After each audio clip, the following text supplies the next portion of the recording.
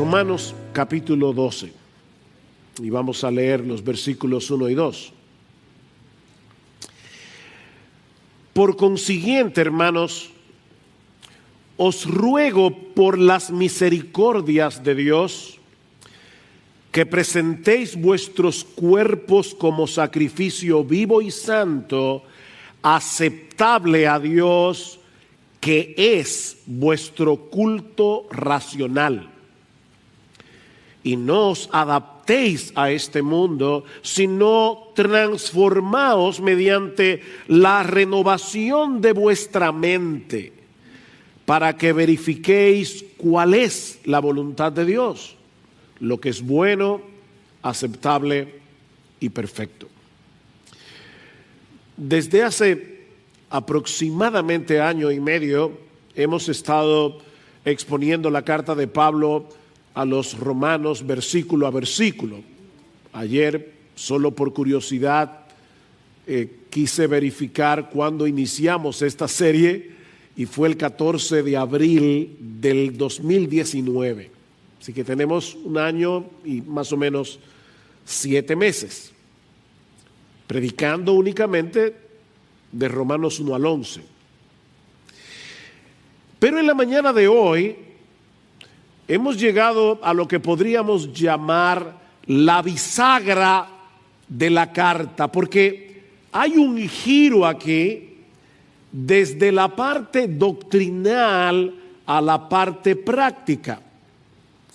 En los primeros 11 capítulos, Pablo ha venido explicando con todo lujo de detalles en qué consiste el Evangelio, las buenas nuevas de salvación en Cristo para todo aquel que cree. Pablo introduce su carta mostrándonos a partir del capítulo 1, versículo 18, hasta el capítulo 3, versículo 20, cuál es la condición espiritual de toda la raza humana que hizo necesaria esa monumental, sorprendente, extraordinaria obra de salvación que Dios llevó a cabo por medio de la persona y la obra de nuestro Señor Jesucristo. Y actuando como una especie de fiscal general de la humanidad, Pablo va presentando su caso, argumento tras argumento, hasta llevarnos a su conclusión en el capítulo 3, versículo 10, donde él dice que en el mundo entero, no hay justo ni aún uno, no hay quien entienda, no hay quien busque a Dios. Todos se desviaron, a una se hicieron inútiles, no hay quien haga lo bueno, ni siquiera uno. Y ese es el argumento de Pablo citando el Antiguo Testamento. O sea, que es Dios el que da ese veredicto. Somos pecadores rebeldes, merecemos la condenación de Dios por causa de nuestros pecados. Pero mis hermanos y amigos que están aquí en esta mañana, es sobre ese fondo negro de nuestra condición espiritual que el diamante del Evangelio brilla en todo su esplendor. La buena noticia que el Evangelio anuncia es que Dios no nos dejó en esa condición de miseria, en esa condición de condenación, sino que proveyó a través de Cristo un Salvador que nos libra del pecado y que nos libra de todas las consecuencias del pecado. Dios, el Hijo, la segunda persona de la Trinidad, se hizo hombre, vivió una vida de perfecta obediencia a la voluntad de su Padre y luego murió en una cruz como un criminal para pagar por todos nuestros pecados. Él recibió sobre sí mismo voluntariamente toda la ira de un Dios perfectamente santo, perfectamente justo, toda la ira que tú y yo merecemos por causa de nuestros pecados. Eso fue lo que vimos desde la mitad del capítulo 3 hasta el capítulo 5 de la carta. Cristo unió nuestras vidas con la suya por medio de la fe. de tal manera que ahora su justicia perfecta cuenta como nuestra en el tribunal de Dios. Somos justificados, es decir, declarados justos en el tribunal de Dios, únicamente por medio de la fe en Jesús. De ahí lo que dice Pablo en Romanos capítulo 5, versículo 1. Por tanto, habiendo sido justificados por la fe, tenemos paz para con Dios por medio de nuestro Señor Jesucristo. No tenemos controversias con Dios. Podemos morirnos tranquilos. Pero el asunto no termina ahí, sino que debido a nuestra unión con Cristo, y guarden esa frase en sus mentes en esta mañana, debido a nuestra unión con Cristo, todos los que han sido justificados también han sido santificados. Hemos sido libertados de la esclavitud del pecado, para que ahora podamos gradualmente ser transformados conforme al carácter de nuestro Señor Jesucristo. Eso fue lo que vimos en Romanos capítulo 6, capítulo 7, capítulo 8.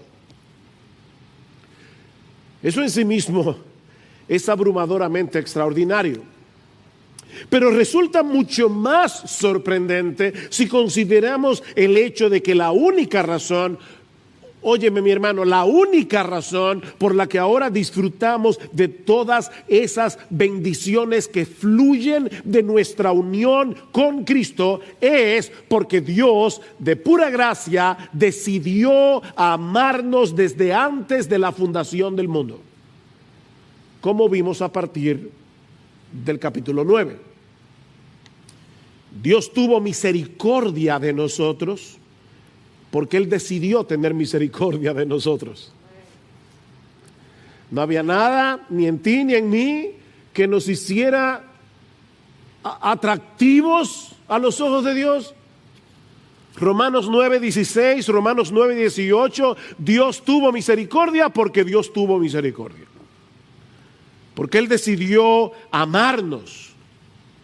Es por eso que Pablo concluye esta sección de la carta reaccionando en adoración al contemplar ese despliegue de la sabiduría de Dios. ¿Cómo solo Dios puede concebir un plan de salvación a través del cual Él perdona a pecadores culpables y aún así mantiene intacta su justicia? Y eso es lo que lleva a Pablo a decir en el capítulo 11, versículo 33, oh profundidad de las riquezas y de la sabiduría y del conocimiento de Dios, cuán insondables son sus juicios, inescrutables sus caminos, pues ¿quién ha conocido la mente del Señor? ¿O quién llegó a ser su consejero? ¿O quién le ha dado a Él primero para que se le tenga que recompensar? Porque de Él y por Él y para Él son todas las cosas. A Él sea la gloria por siempre. Amén. Y lo que vamos a ver ahora, a partir del capítulo 12 y hasta el final de la epístola, son las aplicaciones que se derivan de todo lo que Dios ha hecho a nuestro favor. Solo por gracia, solo por Cristo, solo por medio de la fe. Y hay al menos dos enseñanzas que podemos extraer de estos dos versículos de Romanos 12 con el que Pablo introduce esta última sección de la carta. La primera es que la vida cristiana práctica, porque recuerden, ahora vamos a ver las aplicaciones. La vida cristiana práctica se construye sobre el Evangelio. O si quieren ponerlo en las palabras de Pablo, la vida cristiana se construye sobre las misericordias de Dios. Vean una vez más el versículo 1. Por consiguiente, o como dice la Reina Valera del 60, así que, hermanos, os ruego por las misericordias de Dios que presentéis vuestros cuerpos como sacrificio vivo y santo, aceptable a Dios, que es vuestro culto racional. Esta exhortación no aparece en un vacío, ni todas las que vamos a ver a partir de ahora en la serie de Romanos, no son exhortaciones que aparecen en un vacío. Están relacionadas con todo lo que Pablo ha venido hablando del Evangelio en los primeros 11 capítulos de la carta. Primero el Evangelio, luego las exhortaciones. Y en este caso, mis hermanos, el orden de los factores sí altera el producto. Sí altera el producto. No podemos comenzar exhortando a las personas a que se comporten de cierta manera sin antes decirles lo que Dios ha hecho a nuestro favor en Cristo para hacer posible ese cambio radical en nuestras vidas. Primero el Evangelio, luego las exhortaciones. Mis hermanos, ese es el problema de los moralistas. Nosotros somos cristianos, no moralizadores. El problema de los moralistas es que sus exhortaciones a una vida buena no tienen ninguna base que la sustente. Los moralistas ponen el caballo detrás de la carreta, cuando debería ser delante, ¿verdad? Para que mueva la carreta. Los moralistas ponen el caballo detrás. De hecho, es interesante notar que en los primeros 11 capítulos de Romanos, los cuales suman en total 315 versículos, cuéntalos si quieres, 315 versículos, allí solo aparecen 6 exhortaciones o mandatos. 6 mandamientos en 315 versículos. Pero a partir del capítulo 12 encontramos una exhortación tras otra sobre cómo vivir a la altura de nuestra nueva identidad en Cristo. De hecho, solo en el capítulo 12 hay 20 exhortaciones, más del triple que en los 11 capítulos anteriores. Otra manera de decir esto, y por favor no se preocupen, van a entenderlo porque al principio puede sonar un poco extraño, pero otra manera de decir esto es que en la gramática del Evangelio los indicativos vienen primero y los imperativos después. Si tú quieres hablar en el lenguaje de Dios, apréndete esta regla de la gramática celestial. Los indicativos primero y los imperativos después. Ahora, yo sé que hay muchos aquí que salieron del colegio hace ya unos cuantos años. Así que déjenme explicar a qué yo me refiero. En la gramática española se usa el verbo en modo indicativo para señalar un hecho.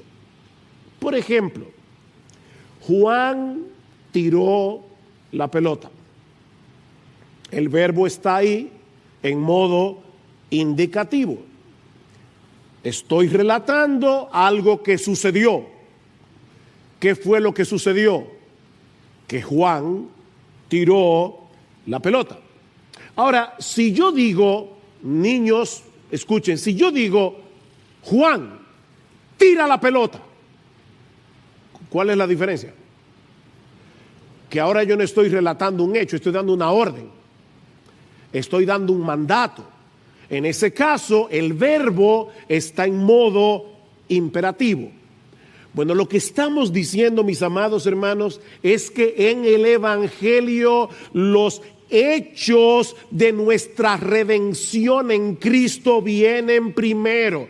Los imperativos, exhortaciones, mandatos que se derivan de esos hechos vienen después. Esa es la gramática de Dios. El Evangelio contiene exhortaciones, de hecho lo vemos en nuestro propio texto de hoy en la mañana, pero como bien señala el teólogo escocés Sinclair Ferguson, estas exhortaciones se encuentran enraizadas en el rico suelo de la gracia. Hay exhortaciones en el Evangelio, pero están enraizadas en el rico suelo de la gracia de Dios. Es por eso que Pablo aquí apela a las misericordias de Dios antes de exhortar a los creyentes a que presenten sus cuerpos como un sacrificio vivo. Y noten, mis hermanos, que Pablo menciona aquí las misericordias de Dios. Él pudo haber dicho, os ruego por la misericordia de Dios, pero no fue lo que dijo. Él dijo, os ruego por las misericordias de Dios, en plural. Mis hermanos, el diamante del Evangelio tiene tantas facetas que podemos pasarnos el resto de nuestras vidas meditando en todas las maneras en que Dios nos ha mostrado y nos sigue mostrando su misericordia. Nuevas son cada mañana.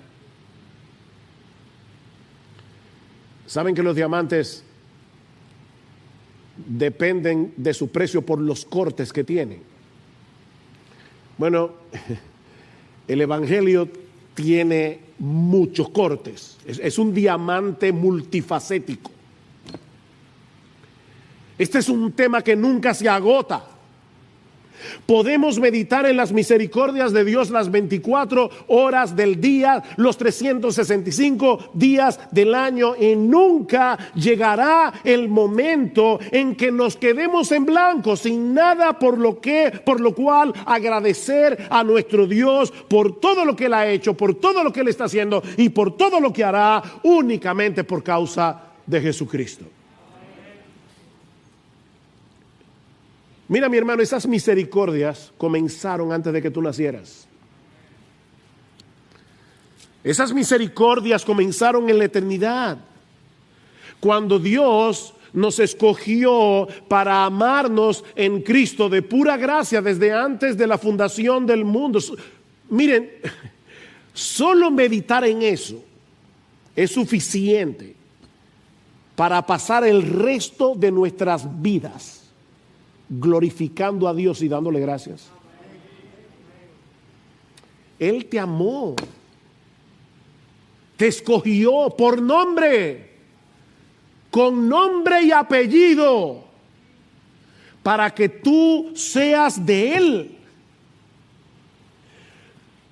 Sobre todo, tomando en cuenta el hecho de que Dios conocía de antemano lo corrupto que sería nuestro corazón.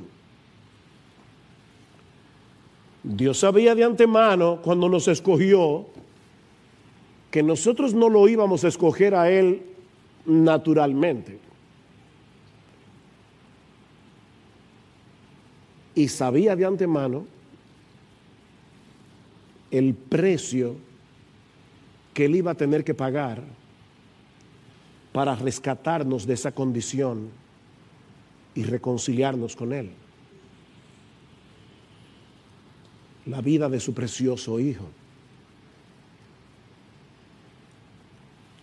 Mis hermanos, en la misma medida en que nosotros entendemos la magnitud de nuestros pecados, así como la gloria y majestad de aquel que estuvo dispuesto a hacerse hombre y sustituirnos en la cruz para pagar nuestra deuda con la justicia de Dios, en la misma medida en que nosotros entendemos eso, estaremos preparados para darle a nuestro Dios la gloria que Él merece. Esa es la meta final de nuestra salvación. La gloria de Dios. Que nuestro Dios reciba toda la gloria por lo que Él ha hecho a nuestro favor en Cristo. Escuchen cómo Pablo lo va a decir más adelante en Romanos capítulo 15, en el versículo 7. Por tanto, aceptaos los unos a los otros, como también Cristo nos aceptó para gloria de Dios. Cristo nos aceptó para gloria de Dios. Pues os digo que Cristo se hizo servidor de la circuncisión para demostrar la verdad de Dios, para confirmar las promesas dadas a los padres y para que los gentiles glorifiquen a Dios por su misericordia. Cristo se hizo hombre para todo eso. Para que ahora podamos vivir el resto de nuestras vidas glorificando a Dios por su misericordia. Lo que nos lleva de la mano a la segunda parte de nuestro texto. Ya vimos que la vida cristiana se construye sobre el Evangelio, es sobre las misericordias de Dios, sobre lo que ya Dios hizo a nuestro favor. Cualquier cosa que nosotros hagamos de ahora en adelante no es para ganarnos el favor de Dios, es porque ya fuimos favorecidos por Él. Recuerden la gramática, primero los indicativos, luego los imperativos. Bueno, ahora vienen los imperativos. Y lo que aprendemos de esta segunda parte de nuestro texto es que la vida cristiana práctica se resume en dos deberes fundamentales que descansan en las misericordias de Dios. Y el primero es que presentemos nuestros cuerpos en sacrificio vivo. Vean el versículo 1. Romanos 12:1. Por consiguiente, hermanos, os ruego por las misericordias de Dios que presentéis vuestros cuerpos como sacrificio. Deténganse allí por un momento. Cuando los judíos del primer siglo y también en cierto modo los paganos escuchaban la palabra sacrificio, muy probablemente pensaban en tres cosas: un templo, un sacerdote y un animal. Un templo, un sacerdote y un animal. Estos tres elementos eran fundamentales para la adoración a Dios en el antiguo pacto. Un israelita creyente en el antiguo pacto no podía concebir la adoración a Dios sin un templo, un sacerdote y un animal. Pero cuando llegamos al Nuevo Testamento descubrimos algo sorprendente. Y es el hecho de que estos tres elementos del antiguo pacto, el templo, el sacerdote y el sacrificio, señalaban hacia nuestro Señor Jesucristo. Él es el templo final de Dios. Ustedes recuerdan en Juan capítulo 2 cuando Cristo le dice a los judíos: destruid este templo y en 3 días yo lo levantaré. Y ellos decían: ¿cómo es posible que este templo, el que Herodes estaba reconstruyendo, ha durado 40 años en su reconstrucción y tú lo vas a levantar en 3 días? Pero dice Juan 2:21, pero él hablaba del templo de su cuerpo. Jesucristo es el templo final de Dios. Por eso es que ya no adoramos ni en Jerusalén, ni aquí, ni allí. Estamos en Cristo, en el templo, todo el tiempo. Pero al mismo tiempo, Él es el sacerdote y el sacrificio. Él es el sacerdote que en el altar de la cruz se ofrece a sí mismo como el Cordero de Dios que quita el pecado del mundo. Eso es lo que vemos en toda la carta a los hebreos. Él es el sacrificio final. Bueno, ahora Pablo se vale de esta misma terminología tan típica del Antiguo Testamento, escuchen bien, para señalar a los creyentes del nuevo pacto que debido a nuestra unión con Cristo, ahora somos el templo de Dios, una nación de sacerdotes y somos el sacrificio. Recuerden, Cristo es el templo, el sacerdote y el sacrificio. Y nosotros estamos en Él.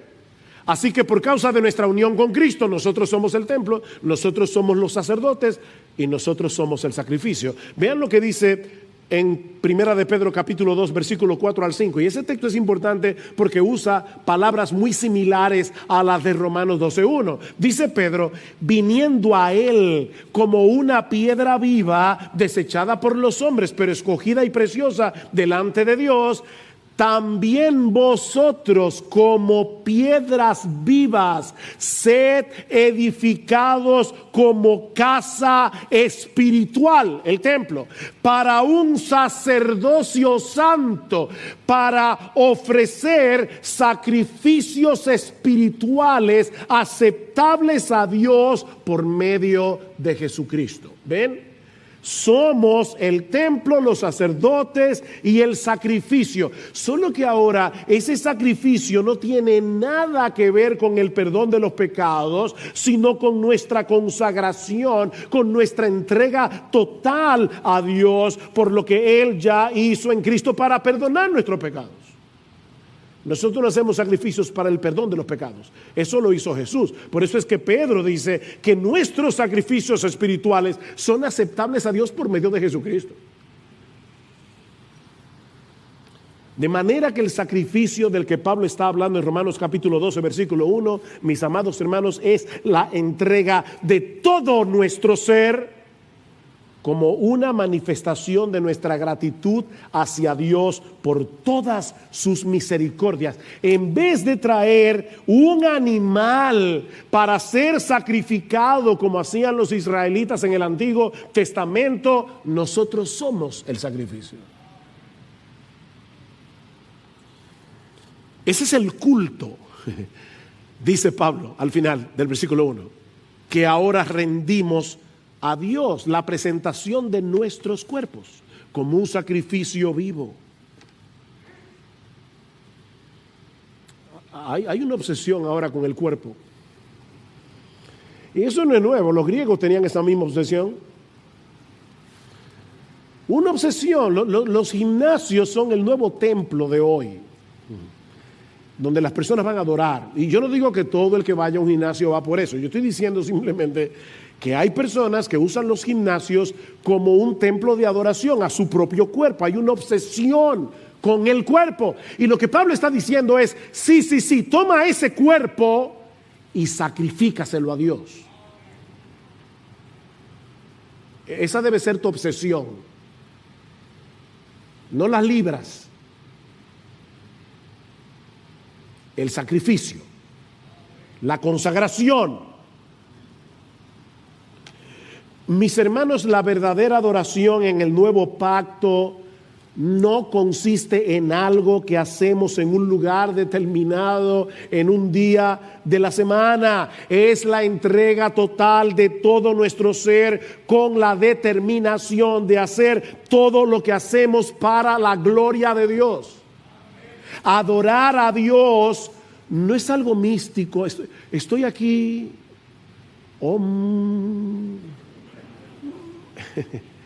No, esto es algo bien concreto. Entrega tu cuerpo es convertir en un acto de adoración todo lo que hacemos con este cuerpo.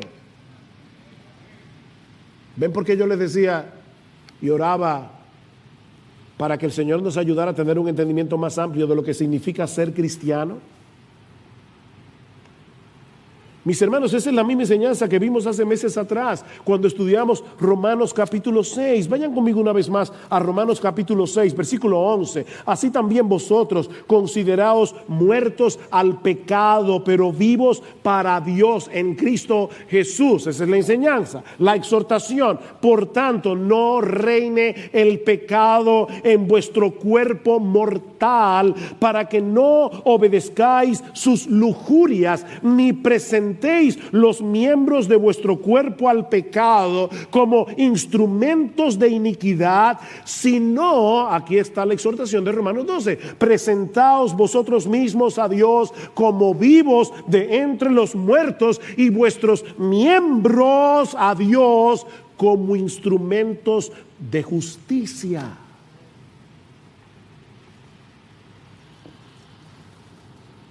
Dice John Piper, lo que esto significa es que tú vas a convertir, todo lo que haces con tu cuerpo en una demostración de que Dios es tu tesoro. deja que cada acto de tu cuerpo vivo muestre que Cristo es más precioso para ti que cualquier otra cosa. Que cada acto de tu cuerpo vivo sea una muerte para todo lo que deshonra a Jesucristo.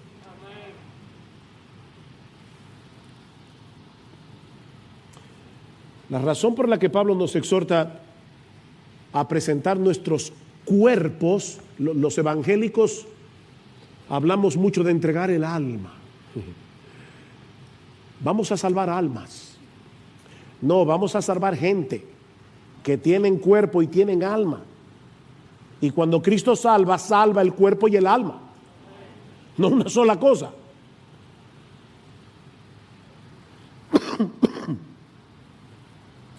La razón por la que Pablo nos exhorta a presentar nuestros cuerpos en sacrificio es por el hecho de que es a través de nuestros cuerpos que nosotros hacemos lo que hacemos. Hay hermanos que dicen, yo no estaba en la iglesia hoy, pero estaba en espíritu. Mira, olvídate de eso. Nosotros no somos espiritistas, no vengas en espíritu. Tú tienes que venir con tu cuerpo, con tus pies, con tu cuerpo, con tu mente, con tu cabeza, para alabar a Dios con tus labios, para escuchar la palabra con reverencia con tus oídos. Es tu cuerpo.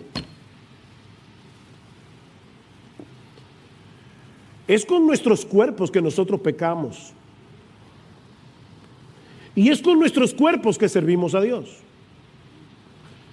Y lo que Pablo nos está diciendo, tanto en Romanos 6 como en Romanos 12:1, es que ese mismo cuerpo que antes habíamos entregado por completo al pecado, ahora que hemos recibido las misericordias de Dios, debemos entregarlo por entero al servicio de Dios como un acto de adoración. Es en ese sentido que Pablo dice en 1 Corintios capítulo 6, versículo 13, que nuestro cuerpo es para el Señor y el Señor es para el cuerpo. Nuestro cuerpo es para el Señor y este cuerpo ahora es templo del Señor. Templo del Espíritu Santo. Tenemos una nueva vida en Cristo que debemos vivirla procurando intencionalmente agradarlo a Él en todo lo que hacemos con nuestros cuerpos. Y Pablo le llama sacrificio porque se trata de algo que hacemos deliberadamente y que muchas veces resultará costoso y doloroso debido al pecado que todavía mora en nosotros. Córtate la mano, sácate los ojos.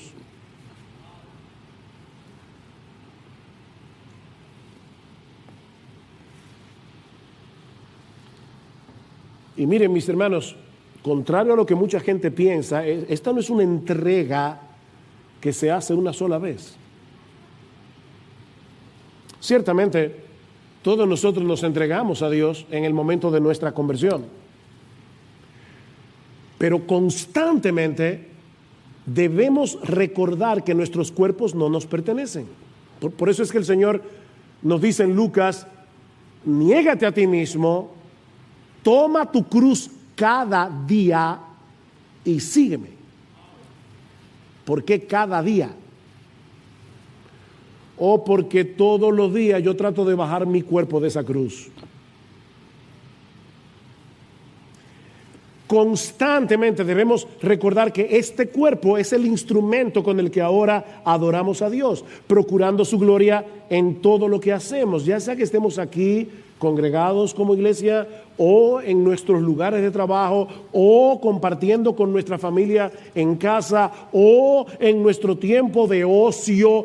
Debemos actuar como lo que somos. ¿Y qué es lo que somos? Adoradores del único Dios vivo y verdadero.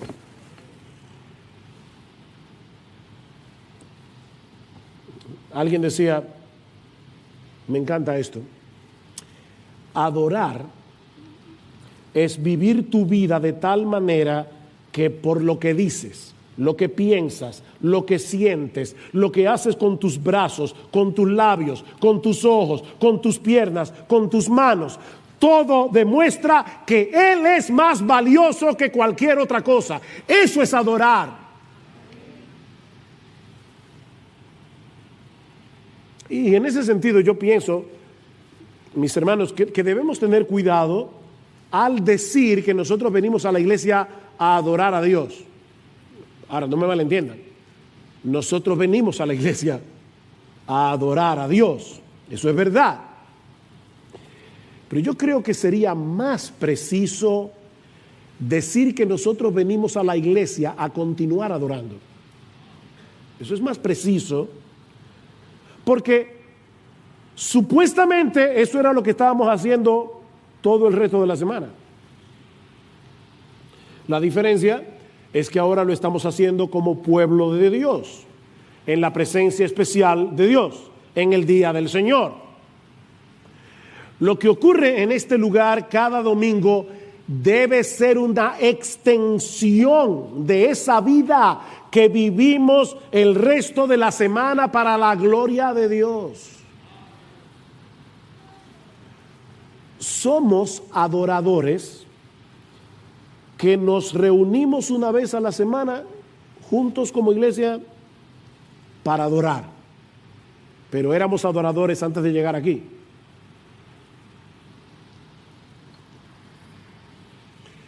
Y esa es una idea que se repite una y otra vez en el Nuevo Testamento. Por solo citar algunos textos en Filipenses capítulo 3. ¿Recuerdan que leyó Marcos? Nosotros somos la verdadera circuncisión, los que en espíritu adoramos a Dios y nos gloriamos en Cristo Jesús. ¿Cuándo es eso? Cuando estamos aquí en la iglesia los 7 días de la semana.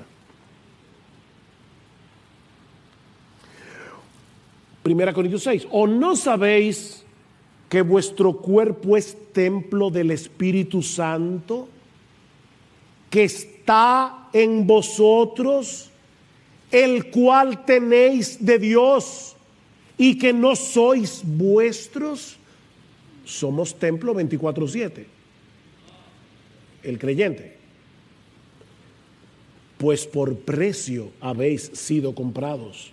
Por tanto, glorificad a Dios en vuestro cuerpo y en vuestro espíritu, los cuales son de Dios.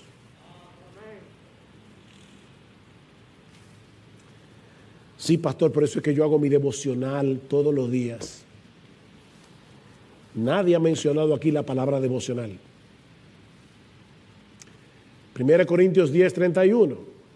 Si pues coméis o bebéis o hacéis otra cosa, hacedlo todo para la gloria de Dios. Todo. Amén. Mira, mi hermano, déjame decir esto con dulzura, un corazón pastoral. De nada sirve venir a la iglesia y cantar himnos con toda emoción y cerrar los ojos y levantar las manos. Y ustedes saben que yo ni estoy en contra de cantar con emoción, todo lo contrario, ni de cerrar los ojos, yo lo hago todo el tiempo, o levantar las manos. Pero mira, mi hermano, mi hermana, de nada sirve hacer todo eso para luego vivir el resto de la semana haciendo tu voluntad y buscando tu propia gloria.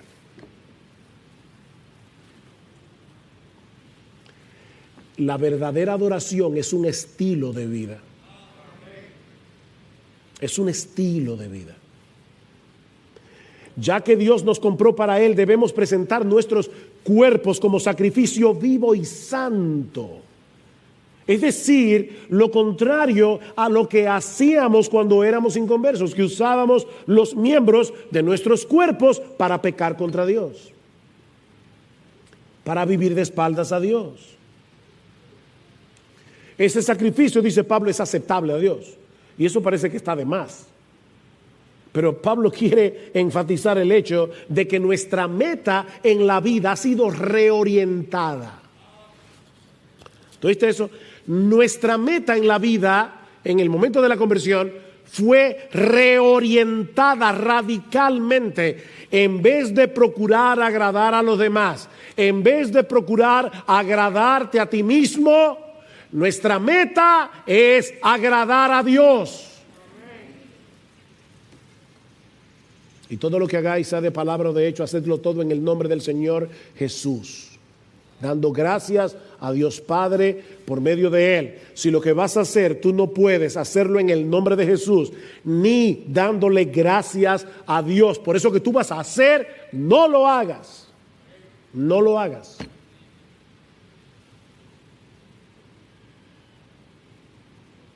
Eso es verdadera adoración.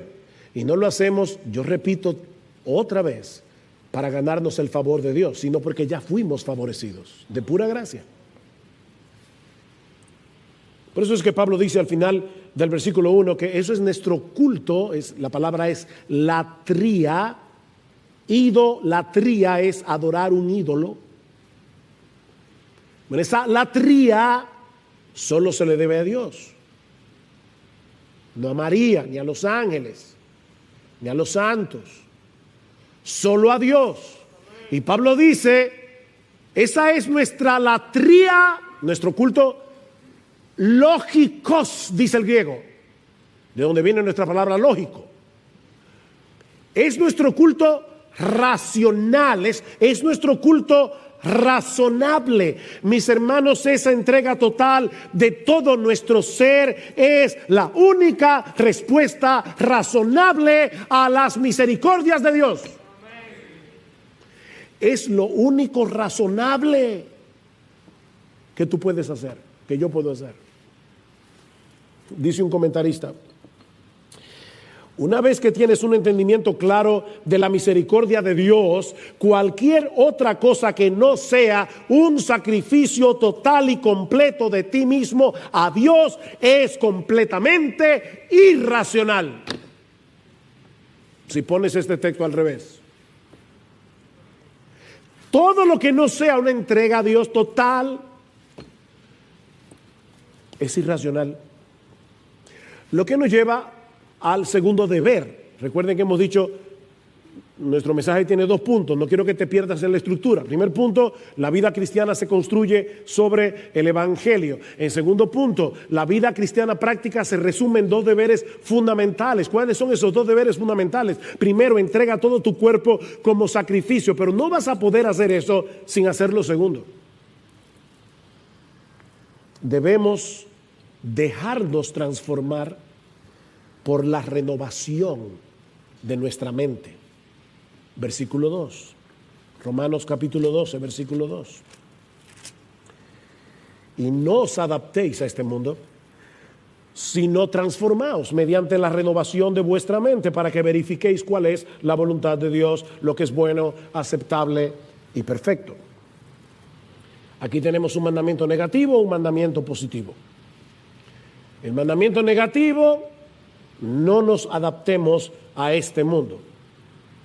Hay una paráfrasis del Nuevo Testamento que lo pone de esta manera: no permitan que el mundo que los rodea los comprima para adaptarlos a su propio molde.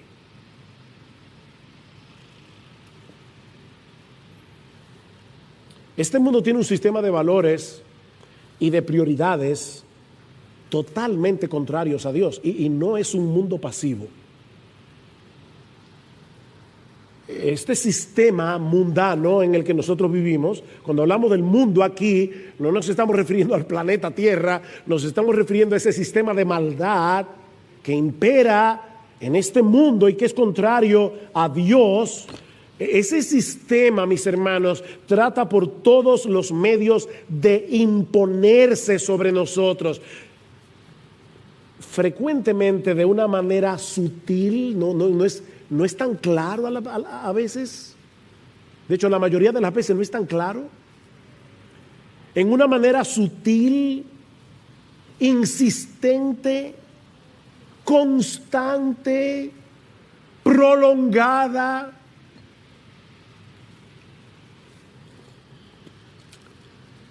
Una vez alguien le dijo a una hermana: mayor de la iglesia, no de esta, no iglesia, no sé dónde. Era una señora muy bondadosa. Y alguien le dijo, usted es tan bondadosa y siempre trata de encontrarle el lado bueno a los demás, que hasta al diablo usted le encontraría algo bueno. Y dice ella, sí, su perseverancia. El diablo no se cansa. Él trata y trata y trata y trata y trata y trata de amoldarte a este mundo. Este sistema desprecia lo que verdaderamente tiene valor, la gloria y hermosura de nuestro gran Dios y Salvador Jesucristo, y al mismo tiempo exalta y valora aquello que es pasajero e intrascendente. Lo fútil.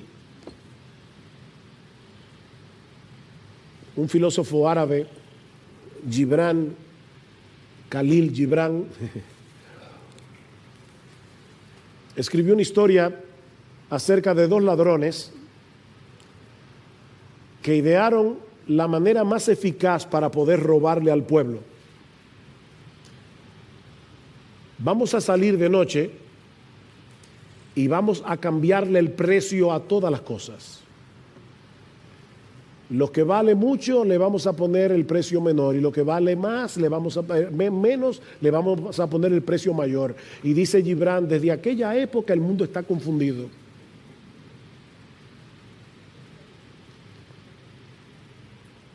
No se están engañando. Y lo que Pablo está diciendo aquí es que debemos rebelarnos contra eso. Rebélate contra ese sistema. No dejes que te arrastren hacia ese sistema de valores. Te están engañando. Te están vendiendo gato por liebre. Te están cambiando espejitos por oro. ¿Y sabes cuál es el problema? Que todos nosotros nacemos ya con ese software instalado, una mentalidad equivocada. ¿Qué dice Pablo en Efesios capítulo 2? Y Él os dio vida a vosotros cuando estabais muertos en vuestros delitos y pecados, en los cuales anduvisteis en otro tiempo, siguiendo la corriente de este mundo, conforme al príncipe de la potestad del aire. Y éramos, Pablo se incluye, éramos por naturaleza hijos de ira, lo mismo que los demás. Tú y yo nacimos con ese software instalado para pensar mal. Nosotros vinimos al mundo con una mente distorsionada, llena de mentiras. Es por eso que necesitamos ser transformados por medio de la renovación de nuestra mente, por medio de la renovación de nuestro entendimiento, que es la parte positiva de la exhortación. Y aquí hay otra cosa gramatical interesante. El verbo que usa Pablo, transformar, metamorfeo, metamorfosis, donde viene la palabra metamorfosis, ese verbo es un imperativo pasivo. Y eso es extraño, porque te está mandando algo en lo que tú eres pasivo. ¿Cómo podemos traducir eso? Déjate transformar.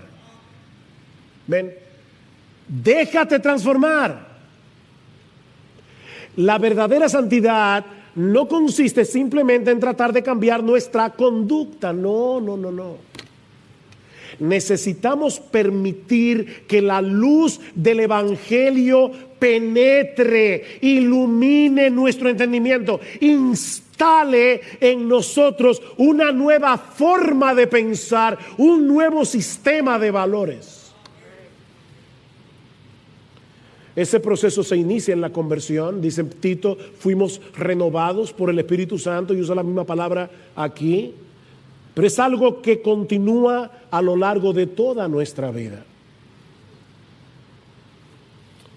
Ahora, noten que aquí no estamos hablando simplemente de recibir nueva información. Estamos hablando de dejar que el Evangelio transforme por completo nuestra forma de ver la vida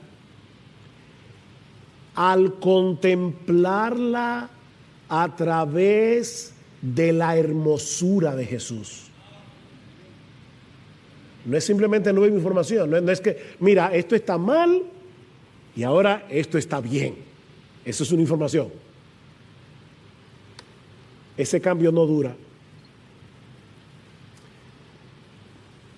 Si tú no estás contemplando con deleite la gloria de Jesucristo.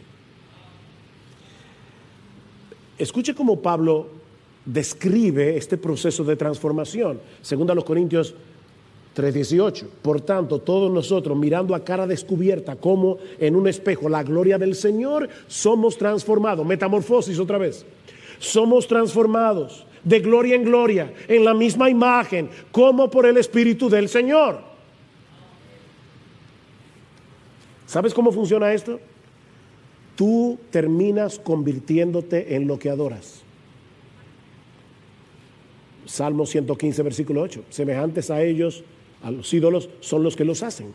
Se hacen semejantes a sus ídolos. Yo me acuerdo cuando yo me convertí, año 1977, estrenaron Fiebre del Sábado por la Noche. Yo no la vi, por cierto. Ya me había convertido, gracias al Señor.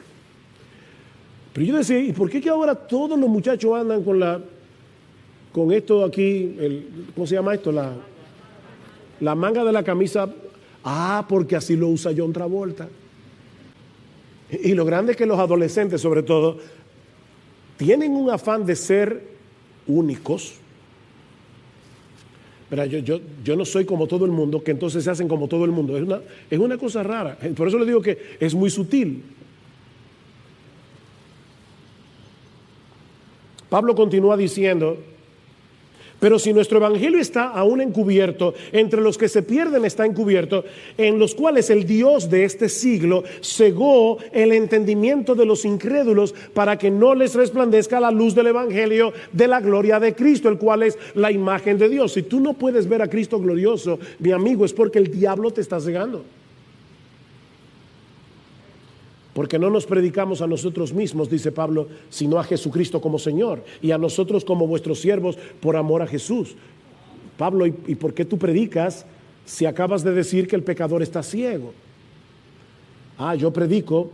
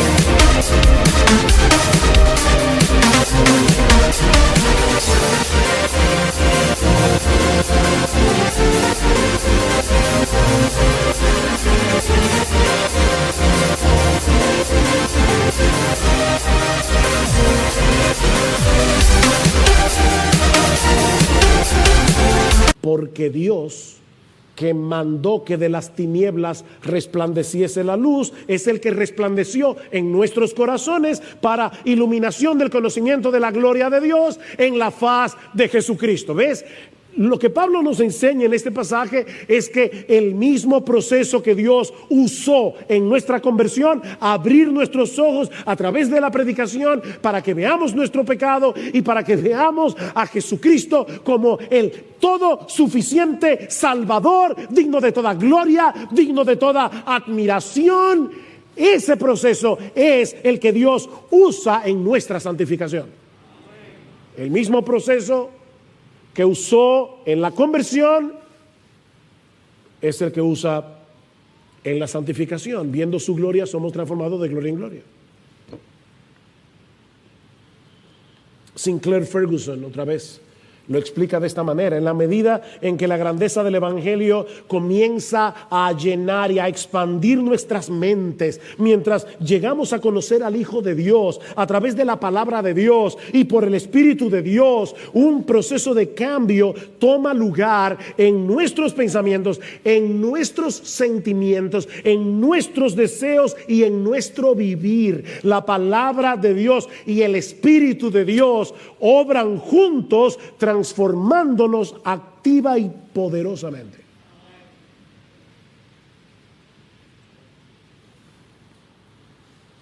Solo de ese modo podemos verificar cuál es la voluntad de Dios, lo que es bueno, aceptable y perfecto. Dice Romanos 12:2. ¿Y qué es lo que Pablo está diciendo aquí?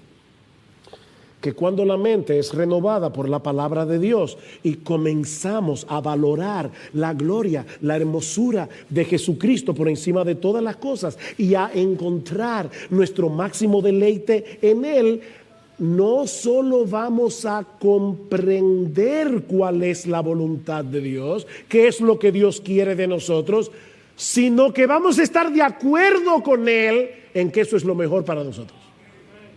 Por eso dice para que comprobéis. No es simplemente para que sepáis cuál es la voluntad de Dios. No es que ahora yo veo, ok, esta es la voluntad de Dios y eso es lo que me conviene. Eso es lo que me conviene. Porque Dios es misericordioso. Él no va a querer para mí nada malo. ¿Ven cómo volvemos a la exhortación del versículo 1? Vamos a querer consagrarnos por entero a Dios porque entenderemos que la verdadera satisfacción y la verdadera felicidad solo se encuentra en nuestra comunión con Él por medio de Cristo, transitando en la senda de su santa y perfecta voluntad. Los mandamientos del Señor son rectos y por eso alegran el corazón.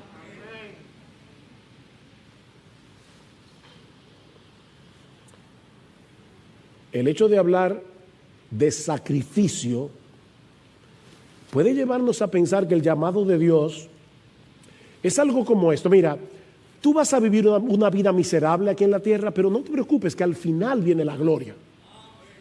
¿Verdad? Eso es como alguna gente ve la vida cristiana. Aquí una desgracia, pero no te preocupes, esa desgracia dura poco. Lo bueno está del otro lado. Eso es lo que el diablo quiere que tú creas. No. La realidad es que Cristo vino a darnos vida y vida en abundancia. Cristo vino a darnos vida. Una vida que comenzamos a disfrutar aquí y ahora, sí, con las luchas, tentaciones, todo eso, pero que disfrutaremos en toda su plenitud cuando estemos en su presencia, deleitándonos en Él por los siglos de los siglos. Por eso es que Jesús comienza el sermón del monte diciendo, bienaventurados. Y esa palabra, que es una palabra muy rica, que significa floreciente. No simplemente dichoso o feliz, no es mucho más que eso, es floreciente. Cristo vino a resolver lo que el diablo dañó. La vida humana fue diseñada por Dios para florecer, pero el diablo quiere marchitarte. No te dejes engañar. Es el pecado lo que desgracia la vida humana, no los caminos de Dios. De manera que entregarnos por entero a Él, usando estos mismos miembros con los que antes servíamos al pecado para servirle a Él, para buscar su gloria en lo que hacemos, es la única forma razonable de vivir.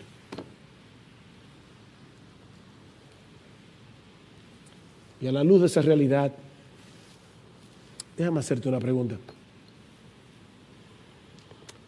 Leímos Filipenses 3, donde Pablo dice, yo lo tengo todo todavía por basura. Pablo escribió ese libro unos 30 años después de su conversión. Y él está diciendo, cuando yo vi la gloria de Jesús camino a Damasco, todo lo demás para mí se convirtió en basura. ¿Y saben qué? 30 años después lo sigo considerando basura por el incomparable valor de conocer a Cristo. por el incomparable valor. Mi pregunta es, tú puedes decir lo mismo hoy. Yo no sé qué tiempo tú tienes de convertido, pero tú puedes decir hoy, cuando yo miro al mundo y veo a Cristo, yo veo eso como basura. Lo tengo todavía como basura. Mi hermano, ¿cómo está tu vida espiritual? De verdad, en serio, hoy, ¿cómo está tu vida espiritual?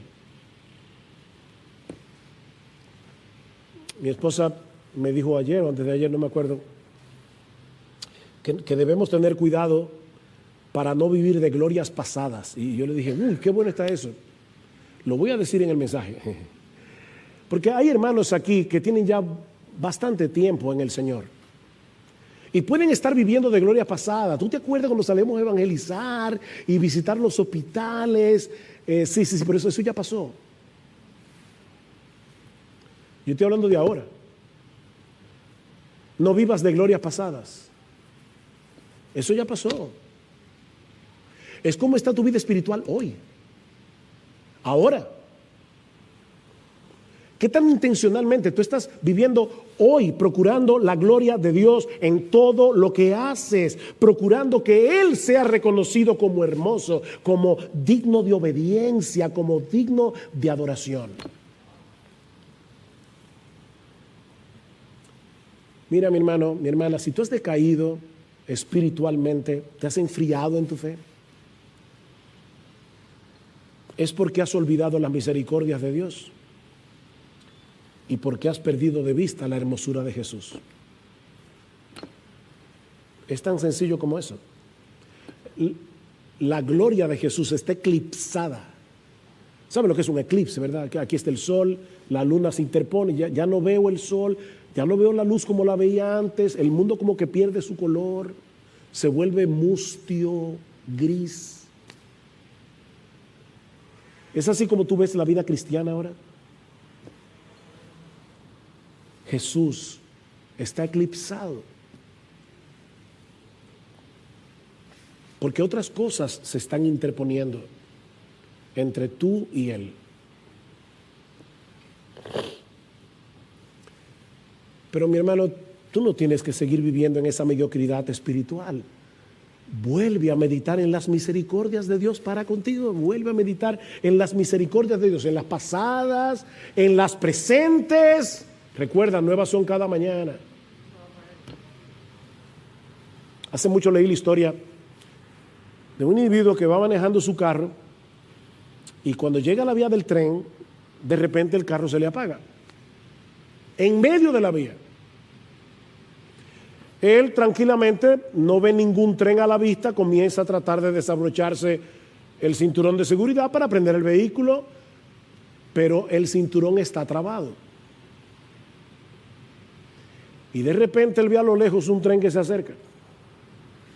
Y ahora él está latiendo a 1000 por hora, tratando de quitarse el cinturón, pero el cinturón sigue trabado. Y el tren se acerca. Y cuando ya el tren está a punto de arrollarlo, él siente que algo lo golpea por detrás y él mira por el retrovisor y se da cuenta que es alguien en un camión que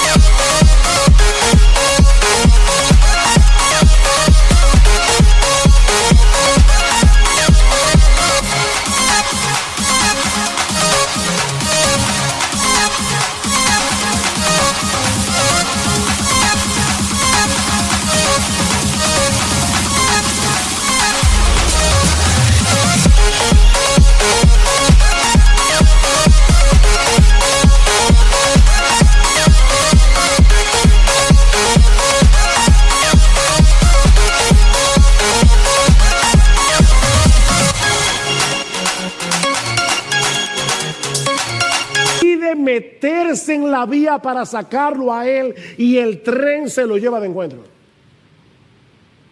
Y ahí se le destraba el cinturón de seguridad. El individuo sale del coche, del carro, mira el camión destrozado y al hombre seguramente muerto, y él no sabe cómo agradecer el hecho de estar vivo. Pero la historia no termina ahí. De repente él escucha un ruido raro en el baúl del carro, y cuando lo abre se da cuenta que su niño de 5 años jugando se había escondido en el baúl. Y si él había estado agradecido hace 2 minutos, ahora ya él no sabe cómo postrarse y dar gracias por lo que ha sucedido. Mi hermano, lo que yo te estoy diciendo es lo siguiente: cada vez que nosotros venimos a la iglesia y vemos una nueva faceta del evangelio, y vemos una nueva faceta de la hermosura, de la gloria, de la majestad incomparable de nuestro Dios, de las misericordias de Dios, es como si encontráramos niños en el baúl cada domingo, otro niño y otro niño y otro niño. Las misericordias de Dios. Oh, mi hermano, medita en la misericordia de Dios y sumérgete en su palabra. No hay otro remedio. Sumérgete en las Escrituras para que puedas volver a contemplar la gloria de tu Salvador. Porque recuerda que es contemplando su gloria que somos transformados de gloria en gloria en la misma imagen. Como por el Espíritu del Señor. No hay atajos aquí. Cómete este libro. Cómete este libro, pero no buscando más información, sino buscando a Jesús en este libro.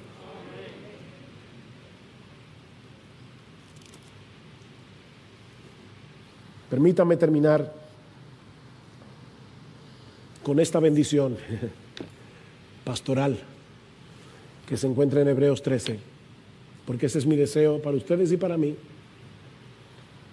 Oh, mis hermanos, que el Dios de paz, que resucitó de los muertos a nuestro Señor Jesucristo, el gran pastor de las ovejas, mediante la sangre del pacto eterno, los haga aptos en toda buena obra para hacer su voluntad, obrando Él en vosotros lo que es agradable delante de Él, mediante Jesucristo, a quien sea la gloria por los siglos de los siglos. Amén.